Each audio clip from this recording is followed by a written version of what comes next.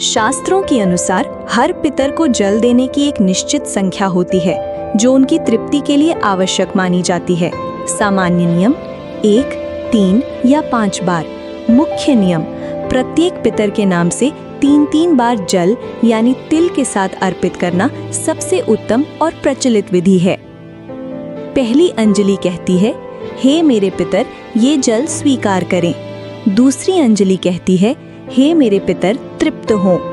तीसरी अंजलि कहती है, हे मेरे पितर तृप्त हो। अन्य मान्यताएं। कुछ परंपराओं में अपनी श्रद्धा और सामर्थ्य के अनुसार 1 बार या 5 बार भी जल दिया जाता है। आपको कैसे करना चाहिए? एक सरल और शास्त्र सम्मत विधि ये है कि आप अपनी मुख्य 3 पीढ़ियों के लिए 3-3 बार जल अर्पित करें। उदाहरण के लिए, पिता के लिए मैं अपने पिता का नाम, गोत्र का नाम को ये जल अर्पित करता हूँ, ये बोलकर 3 बार जल दें। दादा के लिए मैं अपने दादा का नाम, गोत्र का नाम को ये जल अर्पित करता हूँ, ये बोलकर 3 बार जल दें। परदादा के लिए मैं अपने परदादा यानी परदादा का नाम, गोत्र का नाम को ये जल अर्पित करता हूँ।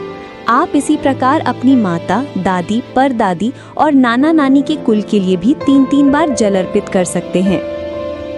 अज्ञात पितरों के लिए जब आप सभी ज्ञात पितरों को जल दे चुके हों तो अंत में आप अपनी भूले बिसरे और अज्ञात पितरों के लिए भी जल दे सकते हैं। इसके लिए आप 1 बार जल अर्पित करते हुए प्रार्थना कर सकते हैं, मेरे कुल के सभी ज्ञात और अज्ञात पितरों को जिनकी मुझे स्मृति है या नहीं है, उन सभी को ये जल अर्पित करता हूँ, कृपया इसे स्वीकार करके तृप्त हों।